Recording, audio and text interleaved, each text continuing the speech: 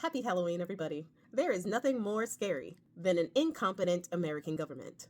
And in a system where all the checks have darn near failed, hanging on by the thread of our judicial system, having an incompetent FBI director like deer in headlights Kash Patel should be considered as one of the scariest things this Halloween season, among many ridiculously scary things. The FBI is largely considered a joke in the eyes of the American people, with how they've handled the E-Man files to stopping an active investigation against the current border czar, who villain-style took $50,000 from undercover FBI agents last year. He got to keep that money, by the way. To the massive firings and the internal fighting, the FBI is a husk of the authority that it used to be. And not only that, but it's losing credibility in the eyes of the people, both foreign and domestic. So when Kash Patel got the opportunity to gain some credibility for the FBI, he jumped on it immediately. He wrote, not on a press release, but on social media today, that the FBI thwarted a potential terrorist attack that was supposed to happen on Halloween weekend. He said that they had arrested multiple people and stopped this big attack.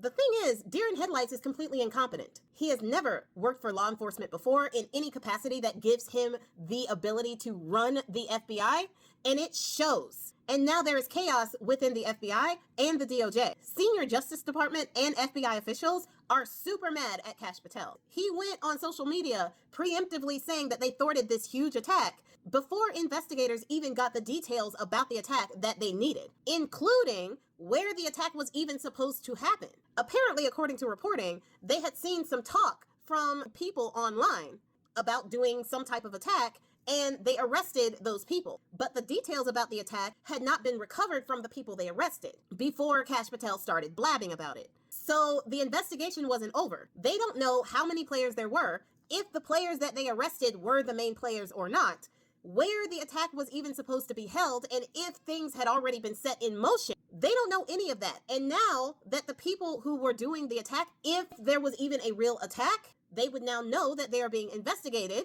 and thus could make their moves accordingly if they really wanted to continue doing said alleged attack. So this is why podcasters and social media influencers who are used to doing things specifically for likes and clicks should not run something as serious as the FBI.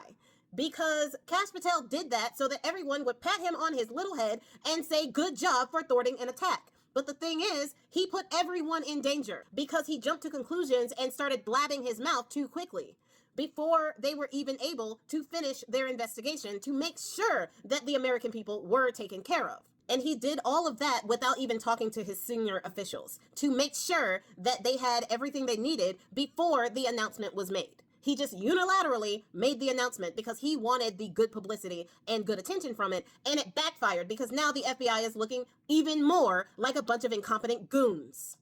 Good job, Deer in Headlights. Good job.